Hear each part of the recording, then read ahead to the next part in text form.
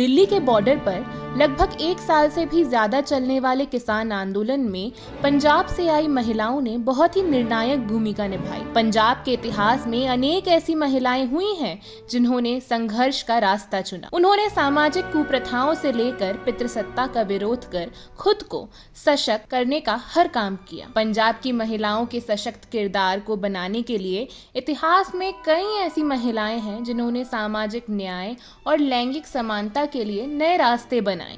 आइए जानते हैं ऐसी ही कुछ क्रांतिकारी महिलाओं के बारे में जिन्होंने अपने दौर में अपनी कहानी खुद लिखकर एक मिसाल कायम की।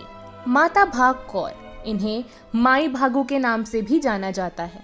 माई भागो 1705 में युद्ध में लड़ने वाली पंजाब की पहली महिला योद्धा थी। इनका जन्म झाबल कलां गांव वर्तमान में पंजाब के अमृतसर जिले में हुआ था। इनके पिता मालो शाह गुरु हरगोविंद की सेना में थे।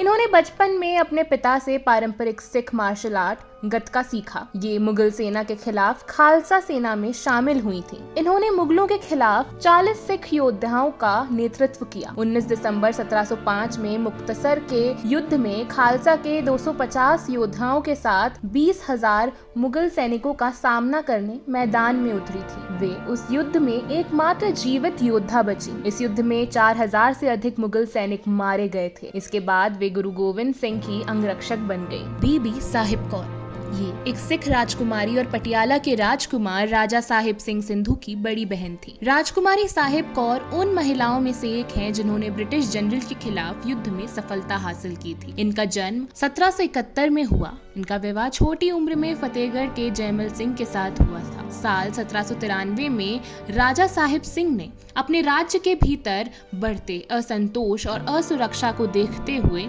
अपनी बहन को राज्य वापस बुला लिया। राजा ने उन्हें प्रधानमंत्री के पद पर नियुक्त किया। हालांकि जल्द ही अपने पति को बचाने के लिए पटियाला सेना को फतेहगढ़ की ओर कूच करवाना पड़ा, जहां उनके पति को एक विरोधी ने बंधक बना लिया था। 1799 में जॉर्ज थॉमस, एक आयरिश योद्धा, ने हांसी और हिसार क्षेत्रों को नियंत्रित कर कौर के राज्य के क्षेत्रों पर ध्यान केंद्रित किया। हौसले से भरी प्रधानमंत्री कौर ने स्वयं पटियाला सेना का नेतृत्व किया। उन्होंने तब तक युद्ध किया जब तक ब्रिटिश सेना पीछे हटने के लिए मजबूर नहीं हो गई। सोफिया दिलीप सिंह, इनका जन्म 8 अगस्त 1876 में हुआ। इनके पिता सिख साम्राज्य के राजा थे, जिनके राज्य पर ब्रिटिश अधिकार होने के बाद उन्हें इंग्लैंड निर्वासित कर दिया गया। जब सोफिया 17 वर्ष की थी तो इनके पिता की मृत्यु हो गई। इनकी परवरिश ब्रिटिश घराने में हुई। साल 1903 और 1907 में भारत यात्रा के बाद ये ब्रिटिश साम्राज्य के खिलाफ हो गई। इनकी मुलाकात स्वतंत्र सेनानी गोपाल कृष्ण गोखले और लाला लाजपत राय से हुई थी। इंग्लैंड में वापस लौटने के बाद वे women social and political union से जुड़ गई। वहां उन्होंने मताधिकार आंदोलन में काम करना शुरू कर दिया। वे महिलाओं की उन्नति पर होने वाली चर्चाओं में शामिल हुआ करती थी। इन्हें 2 बार अदालत में जुर्माना भरने के लिए बुलाया गया। जब उन्हें छोटी छोटी चीजों के लिए जुर्माना देने के लिए कहा गया, जैसे कुत्ता रखने के लिए लाइसेंस न होना वगैरह वगैरह, तब उन्होंने कहा था कि अगर उन्हें वोट देने का अधिकार नहीं है तो वे जुर्माने की फीस भी नहीं भरेंगी। गुलाब कौर, ये एक क्रांतिकारी महिला थी।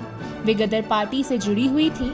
इनका जन्म 1890 में बख्शीवाला जिला संगरूर पंजाब में हुआ। इनका विवाह मान सिंह के साथ हुआ। वे और उनके पति अमेरिका जाने के रास्ते से ब्रिटिश भारत से फिलीपींस चले गए थे, जहां अधिकांश गदर पार्टी सक्रिय रूप से स्थित थी। मनीला में उन्होंने विस्थापित भारतीयों के समूहों का नेतृत्व किया और भारत को ब्रिटिश शासन से आजाद करने का प्रण लिया। गुलाब कौर गदर पार्टी से लोगों को जोड़ने के लिए जहाजों में भारतीय यात्रियों के बीच स्वतंत्र साहित्य और प्रेरक भाषण दिया करती थी। वे गदर पार्टी के लोगों को गुप्त तरीके से हथियार बांटने का काम भी करती थी। उन्हें अन्य गदर पार्टी के क्रांतिकारियों के साथ लाहौर के शाही किले में 2 साल की कैद में रखा गया और प्रताड़ना दी गई। 1971 में इनकी मृत्यु हो गई थी। अक्सर महिलाओं के योगदान को नजरअंदाज कर दिया जाता है क्योंकि पुरुष ही ये इतिहास लिखते हैं। इतिहास में पंजाब की महिलाओं ने लड़ाई, सेवाएं और शिक्षा के प्रचार प्रसार में अहम भूमिका निभाई और आने वाली पीढ़ी के लिए एक अलग दुनिया को आकार दिया। इसलिए इन महिलाओं के संघर्ष और योगदान को भूला नहीं जा सकता।